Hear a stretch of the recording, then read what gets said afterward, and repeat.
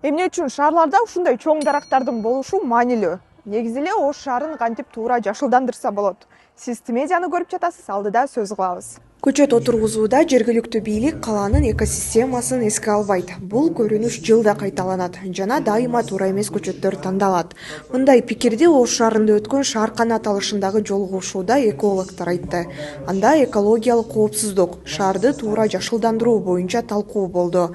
Иш-чарага кала бийлигинин өкүлдөрү, коомдук активисттер, шаардык кеңештин депутаттары, студенттер жана экологиялык коомдук уюмдардын өкүлдөрү катышты. Маленький саженец вам сейчас ситуацию не улучшит, он наоборот ее сейчас вы потеряете очень много.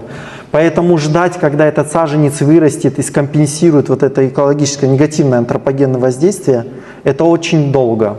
Поэтому сейчас нужно сконцентрировать внимание на эффективном обслуживании крупных деревьев, а новые деревни уже где-то в другом месте развивать. Ош шаардык бийлиги дарактарды массалык кыюуну алар функциясын аткара албай чирип калганы менен түшүндүрүүдө.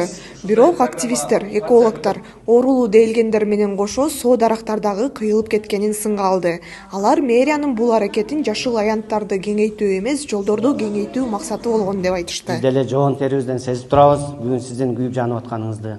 Эми мындай ушундай нерселер болду. Буну бир аз алдын алсак болмок эле, бирок бир аз кечигип кабыл алып атабыз. Мен ана жанагы Диманын айткан сөзүнө толук кошулам. Ошол ушундай бир сунуштарды алып туруп, анан ушундай иштерди баштасак болот эле.